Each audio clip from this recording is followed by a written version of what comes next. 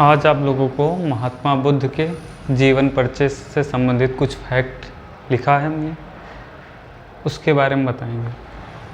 तो महात्मा बुद्ध का जन्म कब हुआ था? 563 ईसा पूर्व में। 563, 5 के बाद 6 और उसका आधा 3, याद रखिएगा। जन्म प्रतीक कमल, जो इनका जन्म हुआ था उससे संबंधित प्रतीक कमल था। और जन्म स्थल कहाँ था इनका? लुम्बिनी। कहाँ पड़ता है? कपिलवस्तु, वर्तमान रुम्यनदेही, नेपाल। तो वर्तमान में रुम्यनदेही नेपाल में पड़ता है, वहाँ पे है कपिलवस्तु। पिता का नाम क्या था इनके? शुद्धोधन, जो शाक्य के राजा कपिलवस्तु के शासक थे। वहाँ शाक्यगढ़ राज था, उसी के राजा थे। कपिलवस्तु में शाक्यगढ़ राज था, उसी के राजा थे। इनकी माता का नाम महामाया देवी था। महात्मा बुद्ध के बचपन का नाम सिद्धार्थ था। गोत्र इनका कौन सा था? गौतम। अब देखिए शुद्धोधन, हालांकि ये सम्मानीय हैं। शुद्धोधन, धन और माया, इससे याद रखेंगे। शुद्धोधन इनके पिता का नाम था और महामाया देवी इनकी माता का नाम था। इनका पालन पोषण, महात्मा बुद्ध के जन्म के 1 सप्ताह के भीतर इनकी माता की मृत्यु हो जाती है। तो इनका पालन पोषण विमाता और मौसी महाप्रजापति गौतमी ने किया था।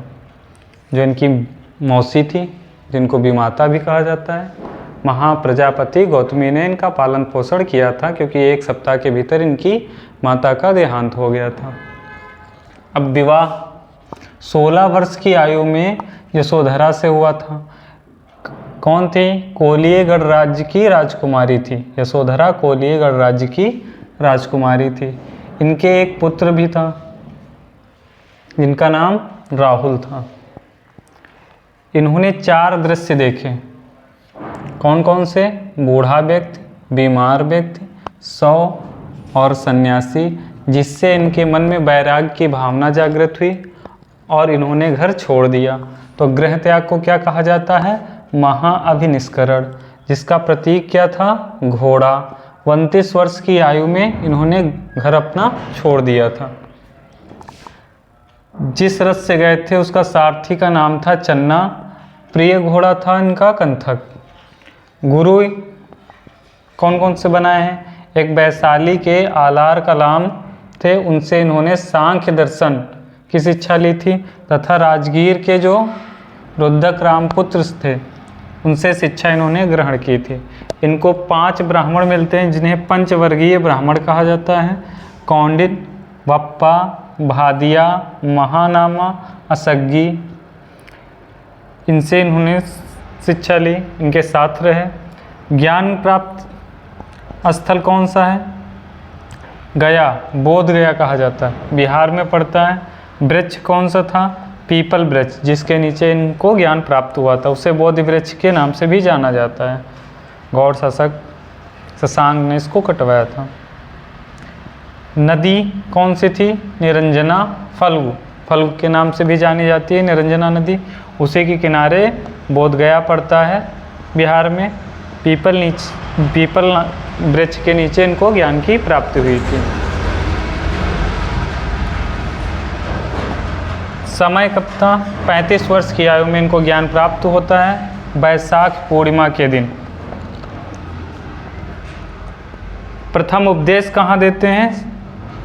सारनाथ रेसपत्तनम के मृगदाव वन में, जिसे हरिण वन के नाम से भी जाना जाता है।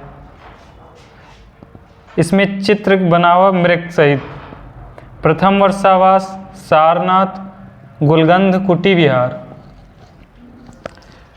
इनके प्रिय शिष्य थे आनंद। बुद्ध के अधिकांश उपदेश आनंद को संबोधित हैं। जो इनके प्रिय शिष्य थे आनंद, उनको अधिकांश उपदेश संबोधित हैं, उन्हीं को एक कह रहे हैं अपने संबोधन में।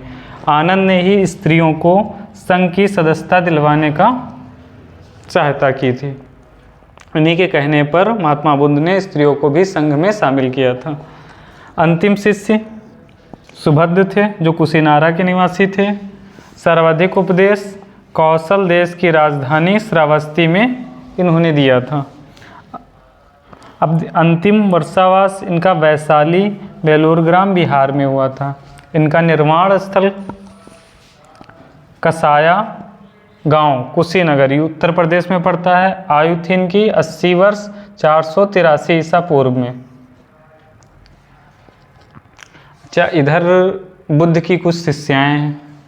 जो महाप्रजापति गौतमी इनकी भी माता मौसी थी, यशोधरा इनकी पत्नी थी, नंदा बहन थी, आम्रपाली नगरवधू थी, विशाखा थी, क्षेमा, मल्लिका, सामावती।